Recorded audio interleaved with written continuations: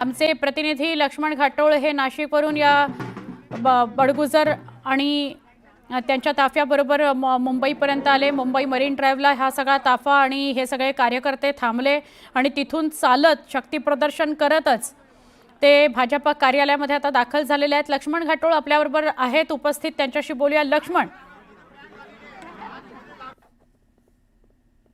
सुधाकर बडगुजर, त्याचबरोबर बबनराव घोलप, अशोक सातभाई, दिलीप दातीर, अशोक मुर्तडक यांसह असंख्य नगरसेवक, पदाधिकारी आणि कार्यकर्ते नाशिकमधले ठाकरेंच्या शिवसेनेचे ते मुंबईमधील भाजप कार्यालयाच्या बाहेर दाखल झालेले आहे। ही दृश्य बघतोय, एक मोठी गर्दी या सगळ्या कार्यकर्त्यांनी पदाधिकाऱ्यांनी केलेली आहे। महिला पदाधिकाऱ्यांची संख्या देखील मोठी आहे। भाजपचं हे कार्यालय आहे आणि त्या कार्यालयाच्या बाहेर ही मोठी गर्दी आपल्याला पाहायला मिळते। कार्यकर्त्यांच्या हातामध्ये सुधाकर बडगुजर, बबन घोलप यांचे बॅनर आपल्याला पाहायला मिळतात। तितकंच नाही तर देवेंद्र फडणवीस असतील, त्याचबरोबर चंद्रशेखर बावनकुळे असतील आणि गिरीश महाजन असतील यांचे देखील फोटो आपल्याला या कार्यकर्त्यांच्या हातामध्ये पाहायला मिळतात। या सुवर्ण या खरं तर या सगळ्या प्रवेशामुळे नाशिकमध्ये भाजपची एक मोठी ताकद जी आहे ती वाढणार आहे। कारण सुधाकर बडगुजर, त्याचबरोबर दिलीप दातीर असतील, अशोक सातभाई असतील, बबनराव घोलप असतील, या सगळ्यांची एक मोठी ताकद आहे। एक एक प्रभागामध्ये 4-4 नगरसेवक आजवर या लोकांनी निवडून आणलेलं आहे, त्यांनी नेतृत्व केलेलं आहे। सुधाकर बडगुजर हे जिल्हा प्रमुख राहिलेले आहे, उपनेते राहिलेले आहे। बबनराव घोलप हे माजी मंत्री आहे, त्यांची मुलगी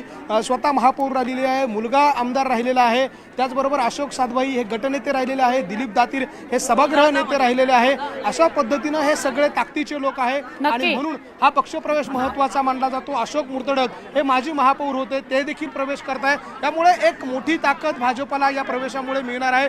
गिरीश महाजन, यामध्ये एक महत्त्वाची बाब सुवर्णा हीच आहे की गिरीश महाजन यांनी ही राजकीय खेळी खेळलेली आहे। कारण आगामी महापालिका निवडणुकांच्या पार्श्वभूमीवर भाजपला महानगरपालिकेत एक हाती सत्ता हवी आहे।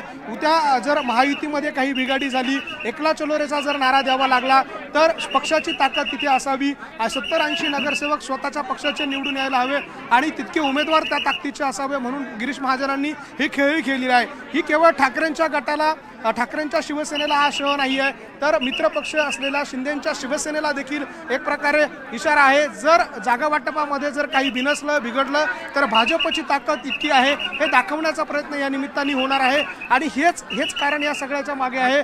जर भविष्यामध्ये महायुतीमध्ये बिघाडी झाली, महायुती होऊ शकली नाही, प्रत्येक पक्षाने स्वतंत्र लढण्याचा निर्णय घेतला तर मात्र 140 प्रभाग नाशिक महानगरपालिकेत येतात। त्या प्रभागांमध्ये जवळपास 135 जिल्हा परिषदेचे गट आणि गण येतात, त्यामध्ये उमेदवार उभे करायचे ठरले तर हे सगळे उमेदवार त्या ठिकाणी असतील। त्यामुळे ठाकरेंच्या शिवसेनेतून जे आहे ते उमेदवार घेण्याचा प्रयत्न, अर्थात त्या पक्षातले जे कार्यकर्ते, पदाधिकारी, नेते आहे त्यांना हा प्रवेश देऊ केलेला आहे आणि म्हणून भाजपने एक मोठी ताकद वाढवण्याचं काम या सगळ्या प्रवेशाच्या निमित्तानं नाशिकमध्ये केलेलं आहे। केवळ नाशिक महानगरपालिकाच नाही, जिल्हा परिषद, पंचायत समिती आणि ग्रामपंचायत लेवलपर्यंत या सगळ्या प्रवेशाचा फायदा हा भाजपला होणार आहे।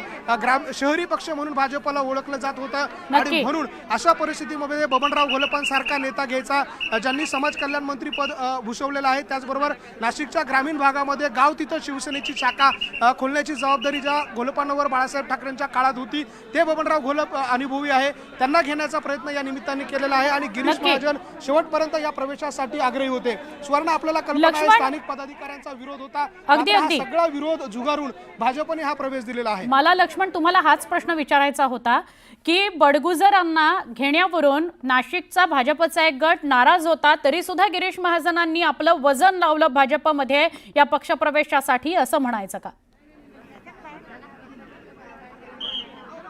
अगदी खरं आहे सुवर्णा, जर आपण बघितलं तर सुधाकर बडगुजर यांच्या प्रवेशाला त्याच ठिकाणी असलेल्या आमदार सीमा हिरे यांनी विरोध केलेला होता। त्याचबरोबर भाजपचे नगरसेवक मुकेश सहाने असतील, ढेमसे असतील, या 8 ते 10 पदाधिकाऱ्यांनी पत्रकार परिषद घेऊन बडगुजर यांना प्रवेश देऊ नका अशा प्रकारची भूमिका घेतली होती। इतकंच नाही तर महाराष्ट्र राज्याचे मुख्यमंत्री देवेंद्र फडणवीस यांची देखील भेट घेतली होती की बडगुजरांना प्रवेश देऊ नका, ही भूमिका त्यांनी घेतली होती। मात्र असं असताना सुधाकर बडगुजर यांना प्रवेश देण्यासाठी गिरीश महाजन आग्रही होते.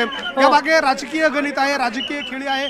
जर महानगरपालिका स्वबळावर लढायची असेल तर स्वबळावर लढण्यासाठी तितकी ताकद पक्षाची असणं आवश्यक आहे. यापूर्वी देखील नाशिक महानगरपालिकेमध्ये भाजपचे 60हून अधिक नगरसेवक होते आणि एक हाती सत्ता त्यांच्याकडे होती. मात्र सिंहस्थ कुंभमेळा आहे, हे सगळं पुढे भविष्यामध्ये आहे आणि त्यातच या निवडणुका होत आहे आणि त्यामुळे भाजपला महानगरपालिकामध्ये नाशिक महानगरपालिकेवरती त्यांचा झेंडा फडकवायचा आहे आणि म्हणून गिरीश महाजनांनी हे सगळे विरोध झुगारले. मनोमिलन करण्याचा प्रयत्न त्यांच्याकडनं केला गेला आणि नंतर पक्षप्रवेश झाल्यानंतर देखील हे मनोमिलन केलं जाईल असं त्यांनी सांगितलेलं आहे आणि त्यामुळे हा पक्षप्रवेश आज होताना आपल्याला पाहायला मिळतोय.